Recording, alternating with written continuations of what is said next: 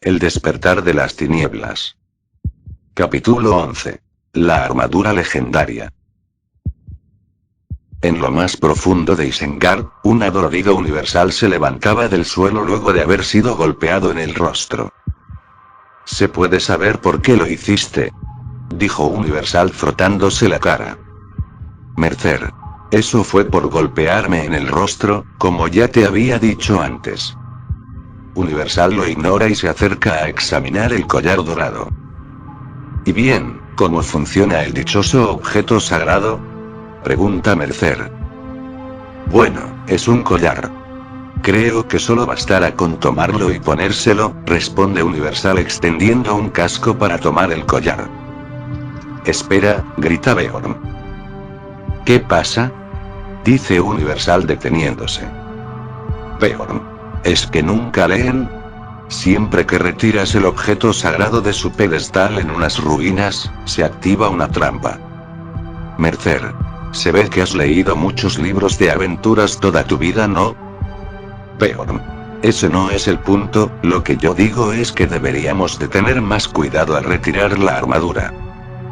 Escúchame, no tenemos tiempo para estas tonterías, nos llevamos la armadura sagrada y punto final, dice Universal retirando el collar de su pedestal.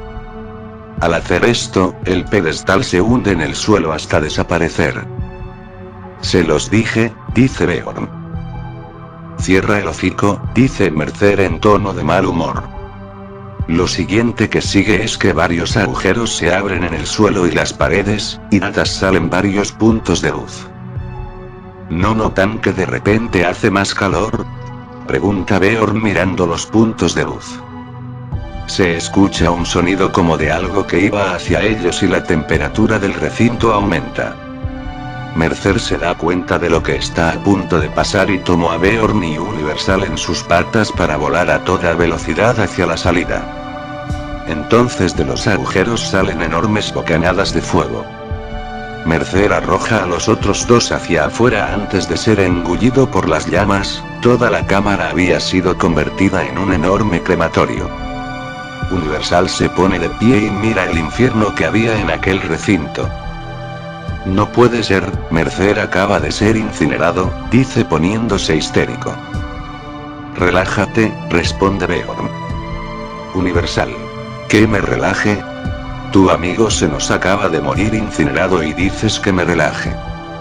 En eso el mecanismo de incineración deja de seguir echando fuego y todo vuelve a quedar en silencio. Entonces desde aquella cámara sale una figura envuelta en llamas. Era Mercer. Uf, eso estuvo mejor que un sauna, dice Mercer en tono despreocupado. Beorn. Viejo, aún sigues envuelto en llamas. Mercer mira su cuerpo aún incendiándose. Oh, claro, jejeje, dice Mercer despidiendo un brillo rojo de su cuerpo y segundos después las llamas se extinguen por sí solas. Aunque de todas maneras todo su cuerpo aún seguía con quemaduras de tercer grado. Mercer se dio cuenta de eso y de inmediato regeneró completamente su cuerpo y quedó como si nunca se hubiera rostizado vivo. Aunque su chaleco negro no corrió con la misma suerte. Diablos, esa era mi chaqueta favorita, o bueno, supongo que conseguiré otra cuando esto acabe, dice Mercer quitándose los restos de su chamuscado chaleco. Universal estaba atónito con esto, no solo había visto a Mercer salir vivo de una incineración masiva, sino que también se recuperó totalmente de las quemaduras que tenía. ¿Cómo hiciste eso?, pregunta aún algo exaltado. ¿Cómo dice qué?, dice Mercer un poco extrañado. El salir vivo de esa incineración envuelto en llamas, apagar el fuego de tu cuerpo por sí solo y regenerar tus heridas tan rápido, dice Universal casi a voz de grito. A eso, pues salir vivo de la incineración no fue difícil porque me regeneraba constantemente, para apagar las llamas que todavía tiene regule la temperatura de mi cuerpo hasta hacerme más frío que un témpano de hielo, y para las quemaduras hice una sanación total de mi cuerpo y listo, explica Mercer sin darle mucha importancia. Universal solo se le quedó mirando intentando comprender lo que acababa de decir. No parecía posible que un Pegaso acabara de hacer todo lo que él dijo, pero con todo lo que él había presenciado en los últimos días había caído también en la categoría de imposible. Como sea, mejor vámonos de aquí antes de que algo más pase, dice Universal finalmente en tono cansino. Los dos vuelven regresando por la ruta en que vinieron y salen al exterior de las tierras baldías. Entonces, ¿no vas a ponértelo?, pregunta de repente Mercer. ¿Qué, ahora?, pregunta Universal nervioso. Pues sí, por eso pasamos por todo ese circo para conseguir la armadura, así que póntela, dice Mercer. Universal miró el collar que tenía en su casco con una expresión de duda en su rostro. Era cierto que la necesitaban, pero ahora que la tenían tenía sus dudas respecto a ella. No sabía lo que le sucedería al ponérsela y se preguntaba si seguiría siendo el mismo o se convertiría en alguien más. Pero entonces recordó que su hermana estaba cautiva, y el sufrimiento de la gente de Equestria. Esto lo hizo tomar una decisión. Muy bien, es ahora o nunca, dice Universal para sí mismo. El príncipe respira profundamente y, cerrando los ojos, se pone el collar. Al abrirlos no nota nada diferente en él y voltea a ver a sus compañeros. Ellos tenían una expresión un tanto asombrada, sobre todo Beorn. ¿Bien, funcionó?, pregunta Universal a los otros. Mercer. Eso depende, ¿por qué no te echas un vistazo a ti mismo? Universal lo hace un tanto extrañado, y no pasó mucho tiempo antes de que él tuviera la misma cara de asombro. Una magnífica armadura dorada lo cubría en todo el cuerpo, y no solo eso. Universal de repente se sentía como si se hubiera recuperado de una enfermedad y hasta mejor que eso, él no podía expresar su asombro ante este evento, era simple y sencillamente glorioso.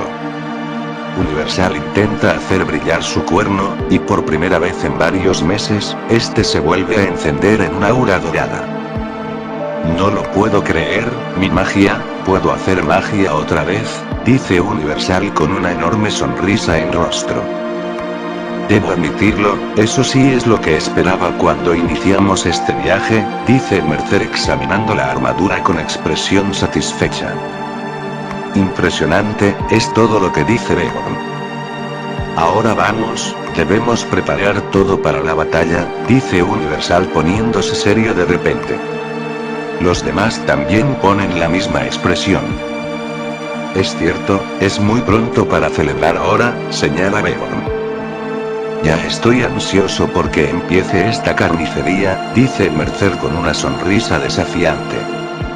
Mercer toma a Beorn con sus cascos y extiende las alas para volar.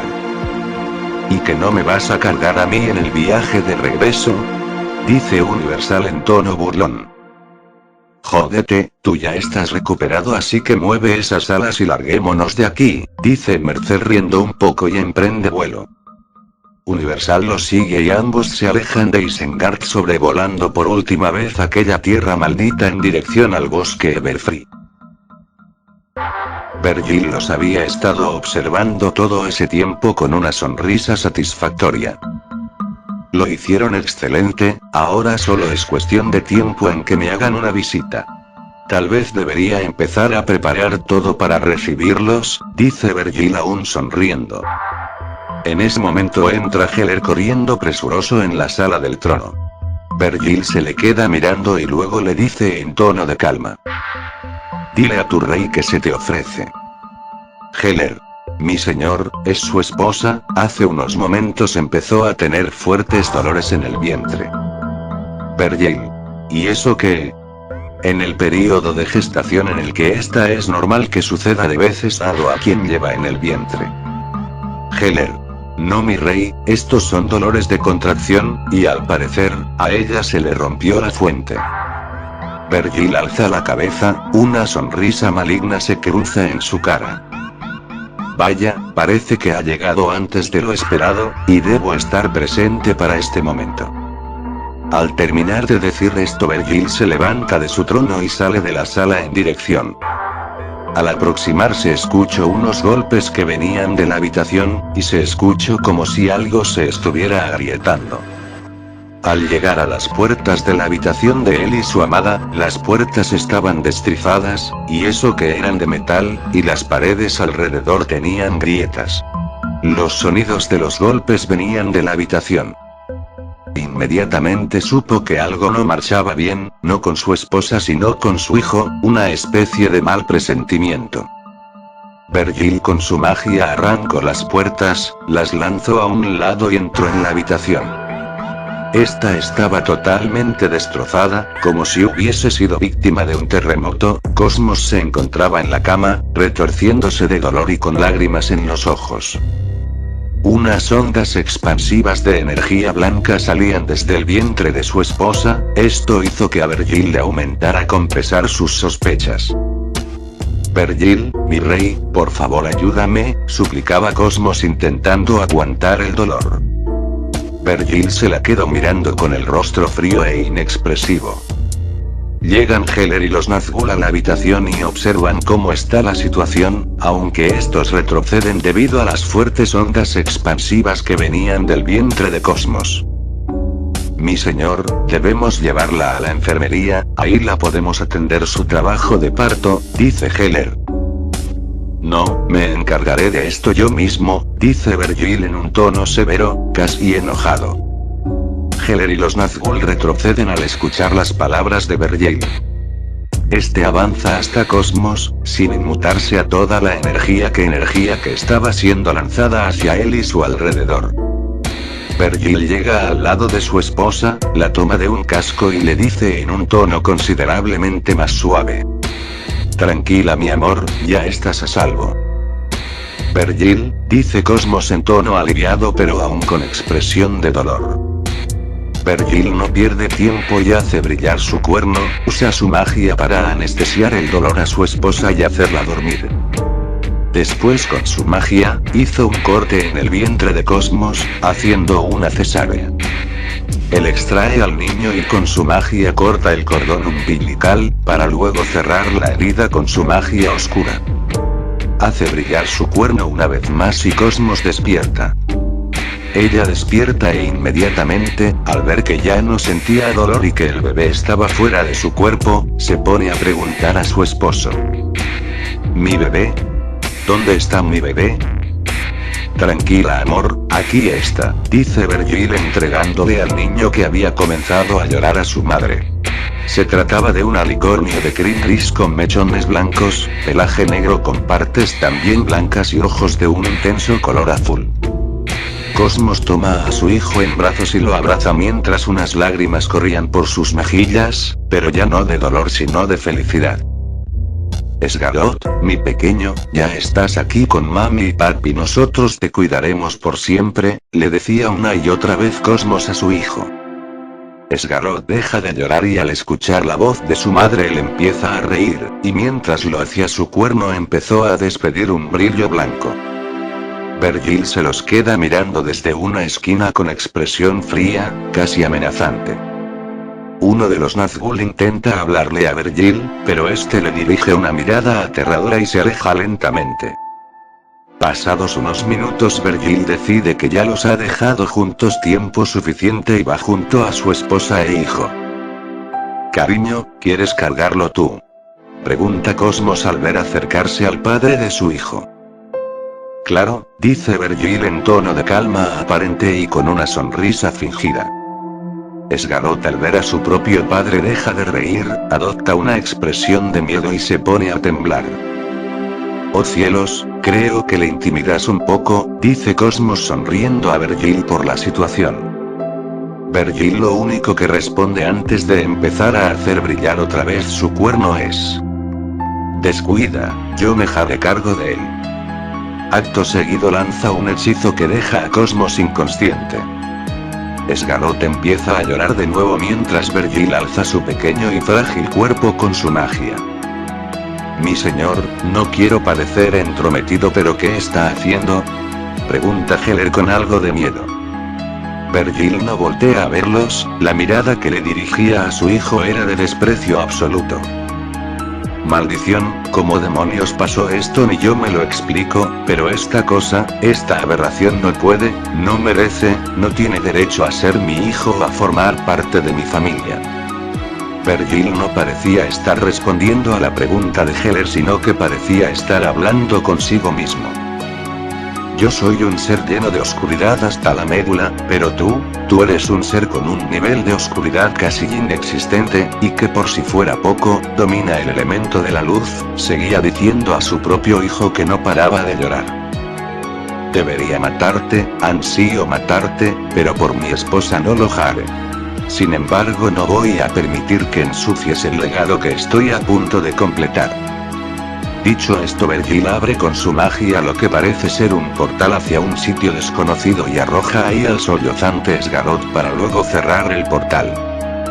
Luego con su magia hace un hechizo de memoria para borrar los recuerdos del embarazo y el parto de la mente de Cosmos. Por último, arregla totalmente con su magia la habitación. Si alguno de ustedes menciona esto, les juro por los Silmariles que los arrojaré con Neltarion, dice Vergil amenazando a sus Nazgûl. Heller asintió lentamente con la cabeza, completamente impactado de lo que acababa de ver. Vergil vuelve a mirar a su esposa y decide dejarla descansar. Sale de la habitación con paso firme. Debía dejar ese suceso atrás y prepararse. Era el momento de alistarlo todo y a todos para la guerra.